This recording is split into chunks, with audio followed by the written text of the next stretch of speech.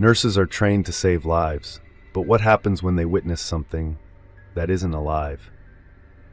Patients seeing figures in the corner of their rooms, voices calling from empty hallways, and shadows that move when no one is there. These aren't just ghost stories. These are real experiences from nurses who never expected to come face to face with the other side. And after this, you may never look at a hospital the same way again. I've seen a lot in my years as a nurse, but some moments stand out, ones that make you question what you know about life and death, what you can see with your eyes and feel in your heart. There are things I can explain, and then there are things that are beyond explanation. I've witnessed both in equal measure, but there are a few times, just a few, that I'll carry with me always. This particular night, it was one of those quiet shifts again, the kind where the world outside seems to stop, and all that exists is the soft hum of the equipment and the delicate rhythm of a patient's breath. It was late, well past the usual bustle, and I was sitting at the nurse's station, checking in on my patients, just making sure everything was running smoothly. One patient, a man in his mid-30s, had been through more than anyone should have to endure. His body was covered in burns, terrible burns, from an accident that had taken everything from him, his home, his livelihood, even his future. His recovery was uncertain, and we all knew that. The trauma was immense, and the damage to his skin and his spirit was something I couldn't even begin to describe. He'd been unconscious for most of the time he'd been with us, and when he was awake, he rarely spoke. But this night, he was awake, and I noticed something unusual. He was sitting up in his bed, his eyes wide, his gaze fixed on the empty space at the foot of his bed. I went to him, asked if he needed anything, but he just looked at me, almost as if he was seeing something I couldn't. He blinked and then whispered something under his breath that I couldn't quite hear. "Who is it?" I asked gently, leaning closer, my hand on his arm. "Who's there?" He turned to look at me, his face pale and strained, but his eyes, they were so vivid. "My friend," he said softly. "He's here. He wants me to come with him." I didn't know what he meant at first, but the way he said it, so calm, so certain, it left me with a chill. He wasn't distressed. He wasn't crying out in fear or pain. He seemed almost at peace. I glanced down at the foot of his bed where he was staring, and there it was. I don't know how to describe it, but it wasn't just the flicker of a shadow or the light playing tricks on my eyes. It was a mist, but not like fog or steam. It had a shape to it, like a cloud that was too thick to disperse, but also too thin to be solid. It hovered there, faint, barely noticeable at first, but I couldn't ignore it. I stayed silent, just watching him, waiting. He spoke again, his voice barely above a whisper. "He's asking me to come with him," he said, his eyes drifting back to the mist. "I don't know why, but he says it's time." I froze. I knew. The man's friend had been involved in the same accident. He had been in even worse shape, burned almost beyond recognition. The doctors had told us that there was little chance he would survive. But what the patient didn't know, what no one had told him, was that his friend had died just minutes before. I don't know why we didn't tell him. Maybe we were trying to protect him, to keep him from the grief in his final hours. Or maybe, deep down, we just didn't want him to suffer any more than he already had. I took a slow breath, my mind racing, trying to figure out what to say. And in that moment, I made a decision. I don't know why, but I did. I leaned in closer to him, speaking gently, with the kind of warmth I reserved for the hardest moments. "If you want to go with him," I said softly, "it's okay, you can." He nodded, like he understood, and the most peaceful expression settled on his face. I couldn't explain it, but I knew. He knew. Something had shifted for him. Minutes passed, and it felt like time slowed down. His breathing became slower, deeper. He was calm, his eyes never leaving the mist that lingered at the foot of the bed. Then all at once, the mist seemed to change. It wasn't the same as before. It moved. No, it didn't just move, it rose. Slowly, it gathered at the foot of his bed, and then it drifted toward the window. I watched, breathless. I wasn't the only one. 2 other nurses, Mary and Jean, had come in to check on him, and they saw it too. We didn't speak at first, but we exchanged looks. The mist had begun to move, as though it was guiding him, pulling him like a whisper on the wind. It floated up, passing through the window, just as the first hint of dawn crept into the sky. It wasn't a miracle, not in the way people talk about them. It wasn't some dramatic scene with light and sound. It was quiet, simple, but it was real. I can't explain it, but I can't deny it either. He was gone just moments after that. His breathing stopped, and the monitor flatlined. We moved through the necessary steps, and as we did, I couldn't shake the feeling that something had happened. That something had been released, both for him and for his friend. We didn't say anything to his family at the time, but I think they knew. How could they not? They could see the peace that had settled in the room. I don't remember their names, maybe I'm not meant to, but I'll never forget them. I'll never forget the mist, or the way he spoke of his friend, or the feeling of release that came over me when I realized what had happened. I'll carry that moment with me, always. It wasn't just a passing, not just a death. It was a reunion, a final journey. And for all the patients I've cared for all the goodbyes I've witnessed, I believe that when you see something like that, when you witness a spirit released, it changes you. It changes the way you see life, the way you see death. And in the end, it reminds you that it's okay to let go. Because sometimes the hardest thing isn't letting go of life, it's letting go of the suffering that keeps us here. Hello friends, thank you for watching. A special shout out to our subscribers. You keep these eerie stories alive. But here's the thing, only 30% of viewers are subscribed.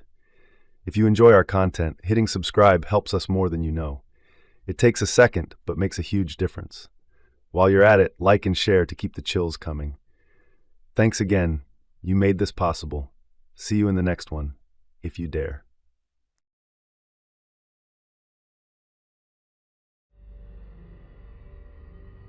I'm not the type to get caught up in anything mystical or unexplainable.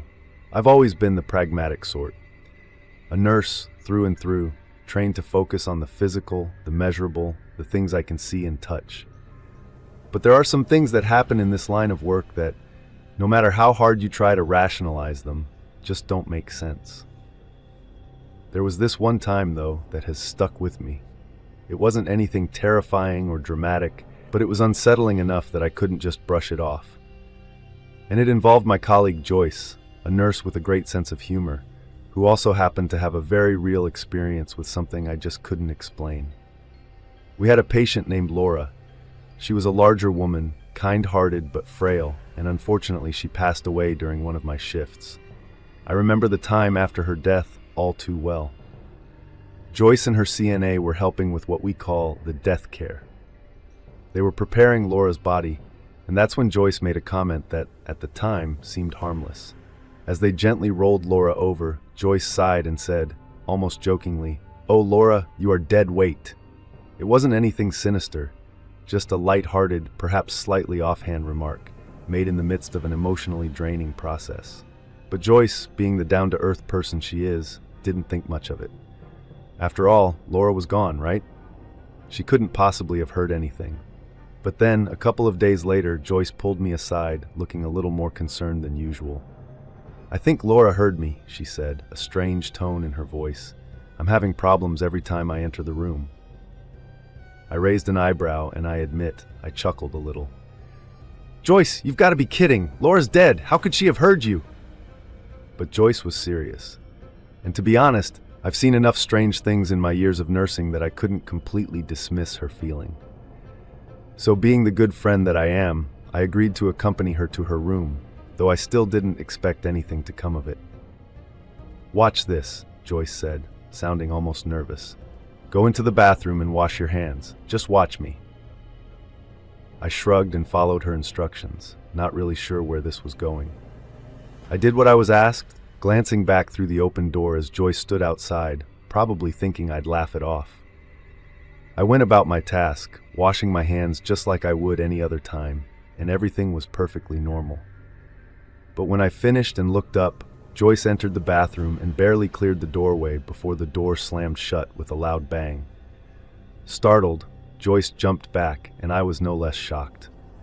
We both stood there, staring at the door for a moment, unsure of what to make of it. The sound of water spraying suddenly filled the room. Water was gushing from the faucet, splashing everywhere, almost like someone had turned it on full blast. But the faucet had been off when I left. Joyce just stared, her expression wide-eyed and bewildered. "I didn't even touch it," she said, more to herself than to me. Now, I'm the kind of person who likes to figure things out. I'm a nurse, after all. But this didn't make sense. After several days of this, it became apparent that it wasn't going to stop on its own. Joyce had an idea, though I wasn't sure it would work. "I think Laura heard me," Joyce said one afternoon. "I think she's mad at me for what I said. I need to apologize to her." I tried not to laugh at the absurdity of it. "Joyce, come on, she's not here," I said, but Joyce was adamant. "No, I really think she's upset. I need to apologize, or this is never going to end." So each day, before going into the room to wash her hands, Joyce would stand in the doorway and say, "Laura, I didn't mean it in a bad way. I didn't mean to upset you." And every time she said that, I could see a little bit of the tension leave her face. It wasn't immediate, of course, but after a week of daily apologies, sincere, if slightly ridiculous-sounding apologies, something shifted. The door stopped slamming, the water stopped spraying. It was like the tension had lifted, and with it, so did whatever had been causing the disturbances. And just like that, everything stopped. Joyce was able to wash her hands without incident, and her room returned to the quiet it should have had from the start. Looking back on it, I still don't have a rational explanation for what happened. But I do know this: there was something in that room, and Joyce made her peace with it. I suppose we all make our peace with things, eventually, in our own ways, whether it's through words, actions, or simple acceptance. But that experience, Joyce's apology to Laura, the strange occurrences in that room, it stuck with me. Not because it was mystical, but because it was human. It was an understanding, a connection, a reminder that sometimes, even after death, we're not quite ready to let go of the people who cared for us. Even if they're not here to hear it, we still feel the need to say those words, "I'm sorry. I didn't mean it. I hope you forgive me."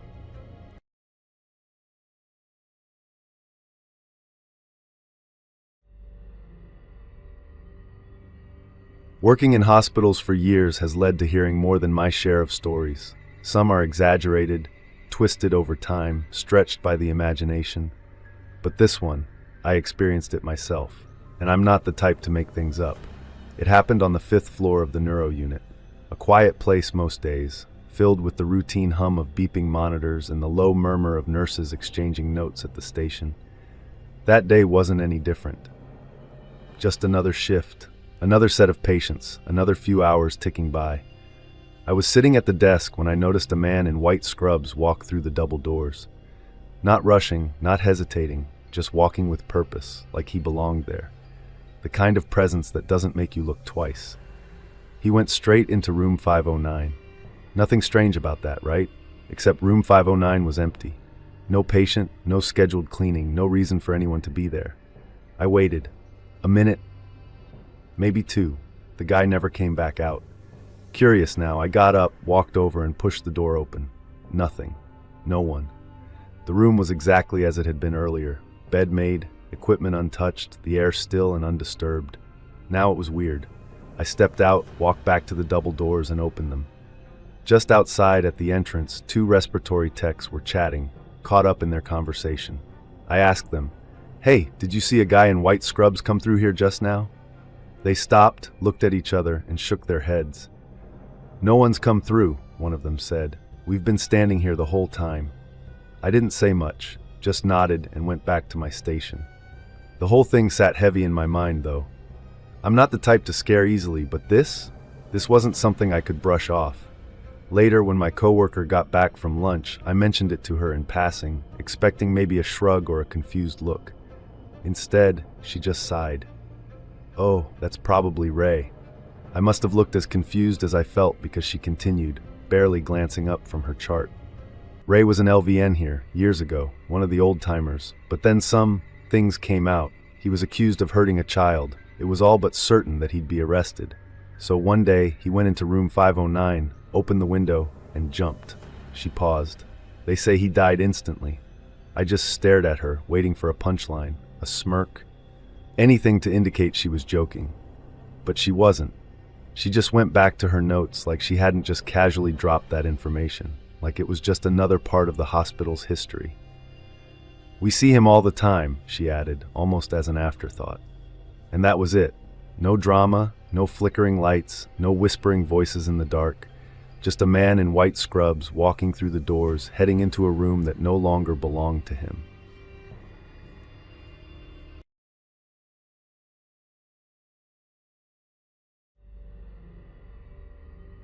One night, I was making my rounds, just like any other evening.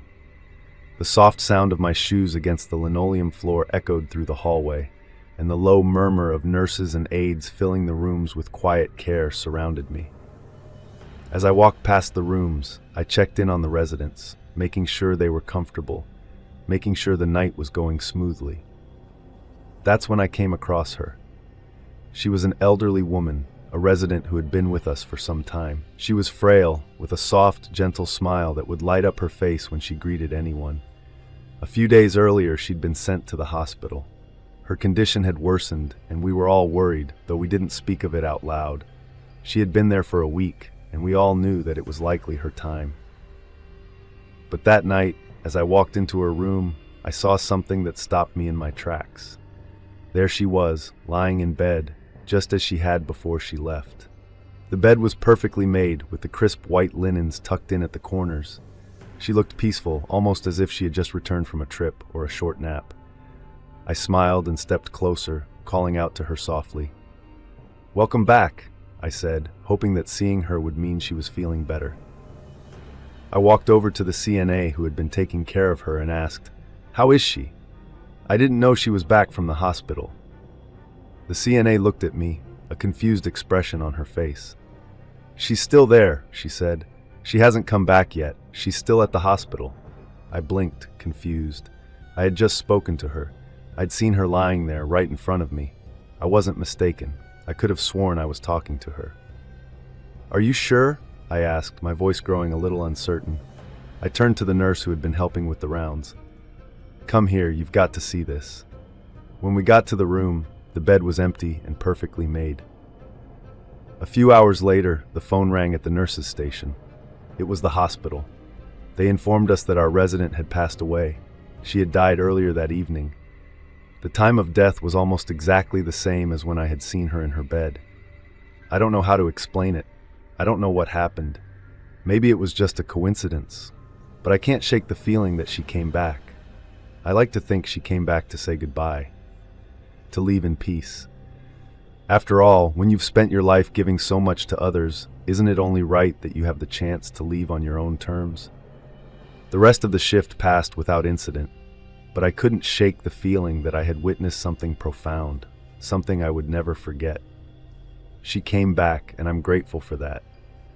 Grateful that in some way she was able to find peace and say her final goodbye. It's moments like that, moments you can't explain, that remind you of the things we don't fully understand. And maybe that's okay. Maybe it's enough to know that sometimes the people we care for come back to us just long enough to make sure we're all right. And then, when they know we're at peace, they can go.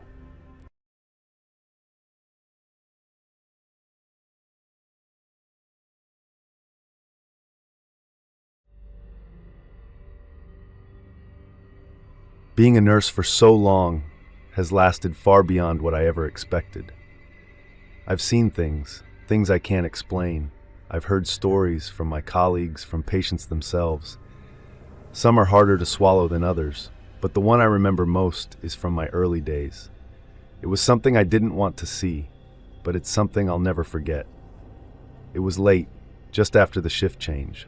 I had just started working the night shift at that small hospital, the kind where the halls are quiet, and the only sounds you hear are the beeps of monitors and the soft shuffle of your own footsteps. I was assigned to a patient, a woman who had been in and out of consciousness for the last few days. Her family was there, but they'd left for the night, tired after a long day of sitting at her bedside.